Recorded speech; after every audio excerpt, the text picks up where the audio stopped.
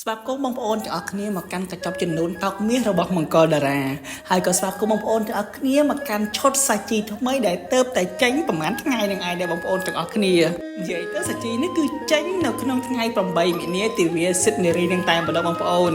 អាចនិយាយបានថាសាជីនេះគឺចេញដើម្បីអបអរសាទរថ្ងៃបុណ្យទិវាសិទ្ធិនារីនឹងឯងដើម្បីជូនកូនកន្លោះកូនក៏បំដែលស្រឡាញ់ចូលចិត្តជ្រើសស្វាកម្មខាងមង្គលតារាបងប្អូនឥឡូវនេះយើងត្រឡប់មកមើលអំពីការរៀបចំកញ្ចប់ចំនួនរបស់យើងបងប្អូនកញ្ចប់ដែលកំពុងបង្ហាញជូនបងប្អូនទាំងអស់គ្នាទស្សនាក្នុងវីដេអូនេះគឺជាកញ្ចប់ចំនួនរៀបចំនៅលើតោកមាសឡាយជាមួយនឹងប្រាក់ចំនួន63គូបងប្អូនទាំងអស់គ្នាហើយបងប្អូនសាកទាយមើលថាមង្គលតារារៀបចំកញ្ចប់នោះរៀបចំនៅណាដែរបងជាទីស្រឡាញ់ទាំងអស់គ្នា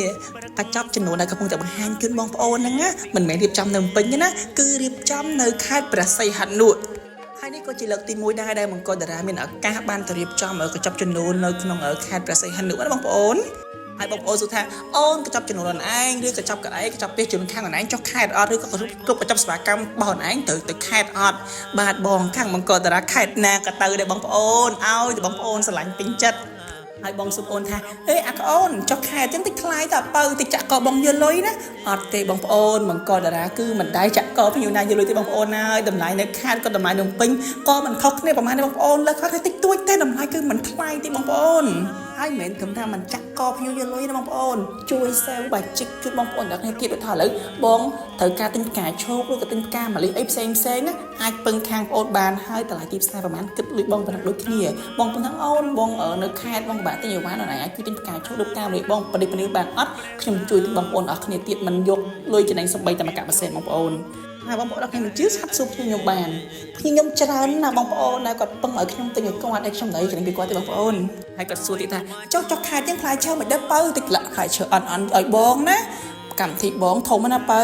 អត់ទេបងប្អូន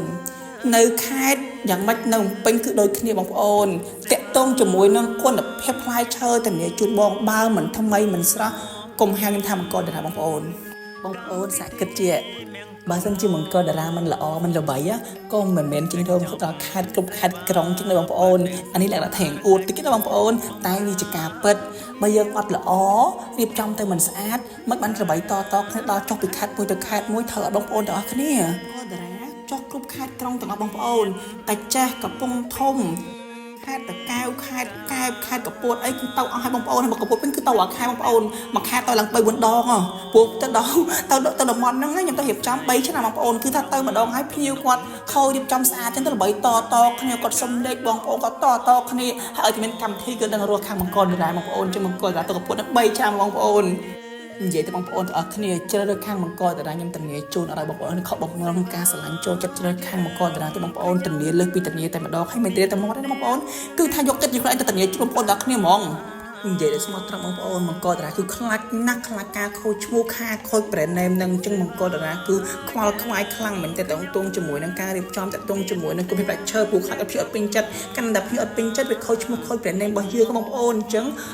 យើងអូស៊ីបងគឺយើងខ្វល់រឿងនឹងខ្លាំងមែនតើបងប្អូនឥឡូវជប់និយាយរឿងនឹងបងប្អូនអត់គ្នាមកមើលពីគុណភាពផ្លែឈើនិងការរៀបចំរបស់យើងវិញបងជួយមកចាក់ស្ដាយតងជាមួយនឹងការរៀបចំបងហើយផ្លែឈើវិញគឺខ្ញុំដាក់ឲ្យឡើងមកចាស់ដៃបងកំភៃទៅជាមួយបរិមាណគឺថា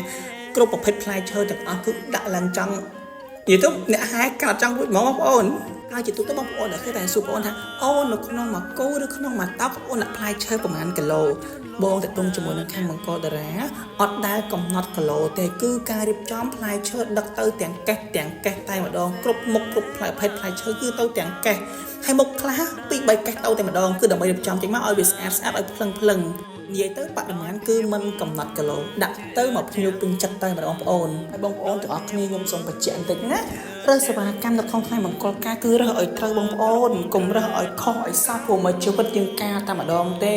កាលណារើសសេវាកម្មត្រូវថ្ងៃពិសេសរបស់បងប្អូនទាំងគ្នាគឺជាថ្ងៃដែលចងចាំមួយជីវិតប៉ុន្តែបើសិនជាបងប្អូនរើសសេវាកម្មណាមួយខុសបងប្អូននឹងស្ដាយក្រោយថាហេតុអីបានយើងជួបសេវាកម្មមកប្រាកិច្ចពិធីជូនយើងនិយាយទៅមានតែការស្ដាយក្រោយតែប៉ុណ្ណឹងបងប្អូនទាំងគ្នាខ្ញុំជួបច្រើនមែនទែនតងជាមួយនឹងកូនកំមុំដែលគាត់រើសសេវាកម្មខុសហើយនៅក្នុងថ្ងៃពិសេសរបស់យើងថ្ងៃមង្គលគឺជាថ្ងៃមួយដែលចងចាំមួយជីវិតរបស់យើងគ្រប់គ្នាបងប្អូនអញ្ចឹងការជ្រើសសេវាកម្មគឺប្រយ័ត្នឲ្យមែនទែនបងប្អូនមុននឹងការសម្រេចចិត្តជ្រើសសេវាកម្មណាមួយដើម្បីទៅបម្រើកិច្ចពិធីគឺបងប្អូនទាំងអស់គ្នា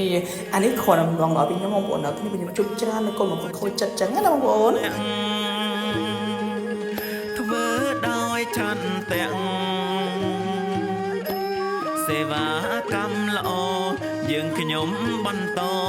នៅក្បែរលោក